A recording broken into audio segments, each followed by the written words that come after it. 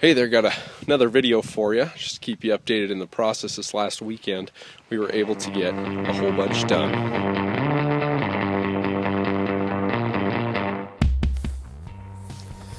Yeah, so we were able to sheet the north side, and we got the roof wrap up, or the house wrap up on the high parts of the house while we had the lift, and we also got that. See if I can point to it for you. Ooh, this is all backwards. Subfascia, got all that up there. Stuff's hard to do on a ladder or from the top of the roof. I did do the other side off the top of the roof. You can do it, it's just a pain. Anyways, got it up there, looks good. Today I am preparing us for the roof metal. We went with the light gray color.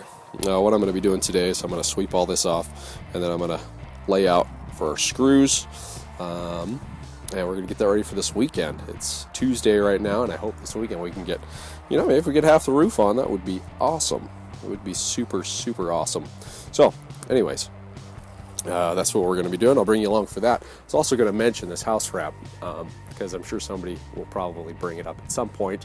You start house wrap at the bottom. That's how you should do it. We didn't do it that way. Why? Because if you check this out right here, oh, sorry, finger in the way. Check this out right down here.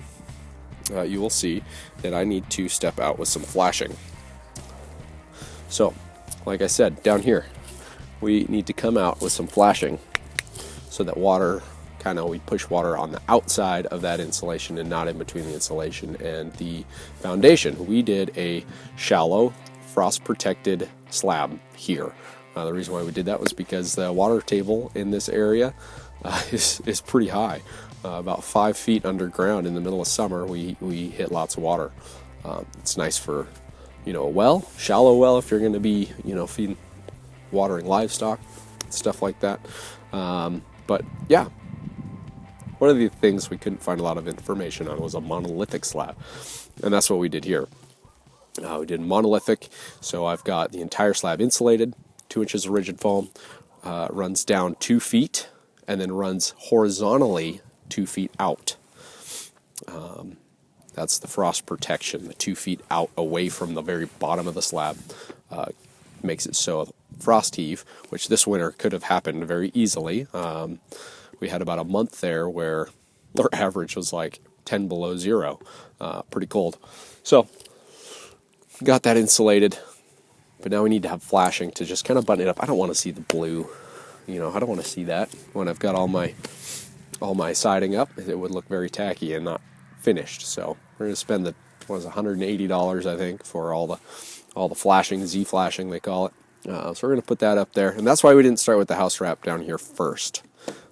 We had the lift, so we wanted to get up high, but I will put the house wrap on here, and we'll slide it up under the next layer.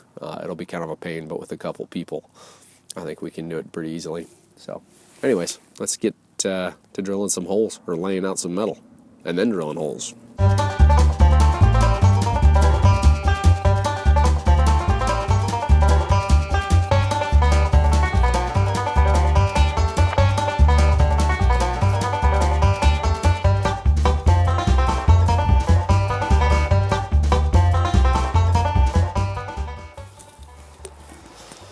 Okay, so here's what I'm doing. Got my combination square set at 3 inches. So I want to have an 1.5 inch overhang.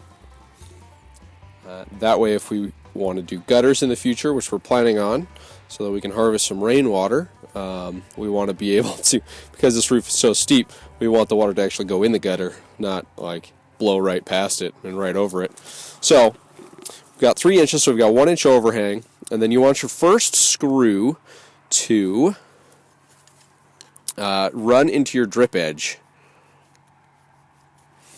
And yeah, so that gives us 1 inch overhang, 2 inches, which will leave us about 3/4 of an inch to an inch on the drip edge. The drip edge will end about up here on the roof.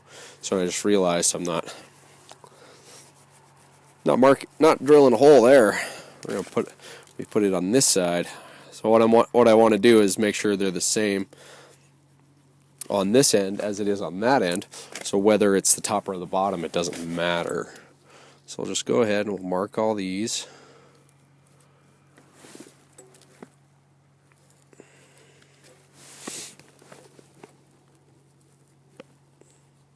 And I'm sure some of you are thinking, you're putting screw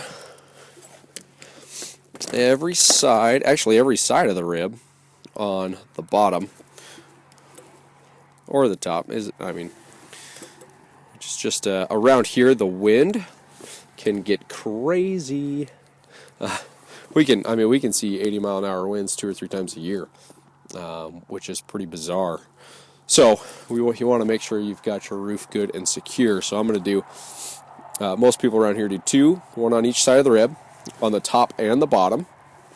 And then every 2 feet just on one side of the rib. So this will be where we overlap. We'll put one there, there, there, and there on the way up every 2 feet. So I'm just going to keep laying this out. And then I'll start drilling one thing. I don't know if any of you have drilled any of this before. I'm going to pre-drill all my holes. I'm going to get a ratchet strap on here. I'll probably cut this board a little bit shorter. Ratchet strap on here. Suck these together so that when you drill a hole, these sheets won't grow up your drill bit. They'll actually pull up one at a time, 1 or 2.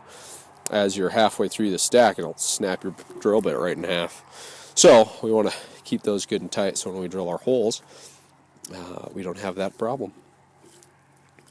So yeah, I'm going to keep laying this out, and hopefully the next video we'll have it on. Found some random 4-wheeler tracks on our place when I got here. Don't know what that's all about.